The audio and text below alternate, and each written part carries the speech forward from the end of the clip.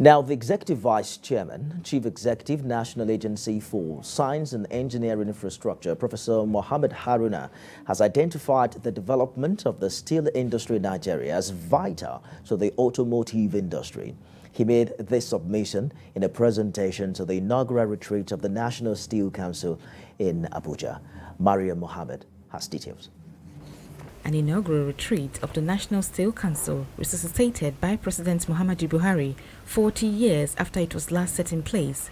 It is an opportunity to bring together experts and key players in the steel industry to deliberate on how to revive the sector. All are agreed that reviving Ajaokuta steel complex must form the centerpiece of all plans.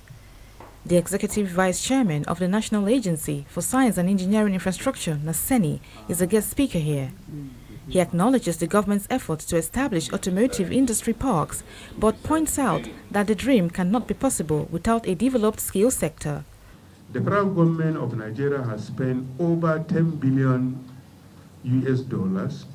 over 34 years and will require another $2 billion or more to complete the remaining 2% of the plan, if it is 98% as alleged.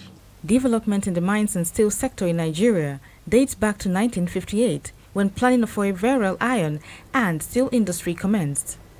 Plans remained on the drawing board until the signing of a contract between Nigeria and the then Soviet Union state-owned firm Tisfrom resulted into the birthing of the Ajaokuta steel complex.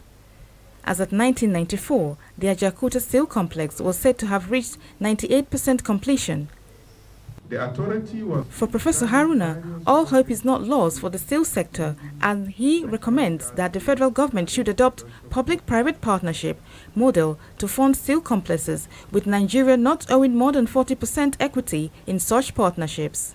Private sector can conveniently undertake such investment to fund steel complexes, but in PPP, private public partnership model, because it will not be commercially viable for a private sector to go wholly by itself.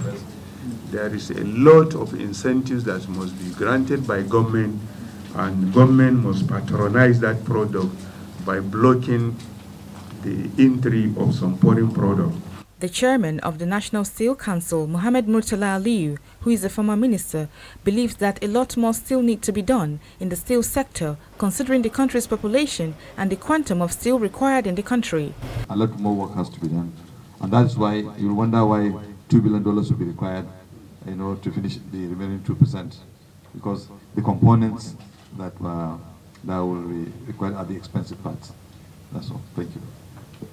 One of the first tasks of the National Steel Council is to carry out a comprehensive audit of assets, both on ground and under. Maria Mohammed, TVC News, Abuja.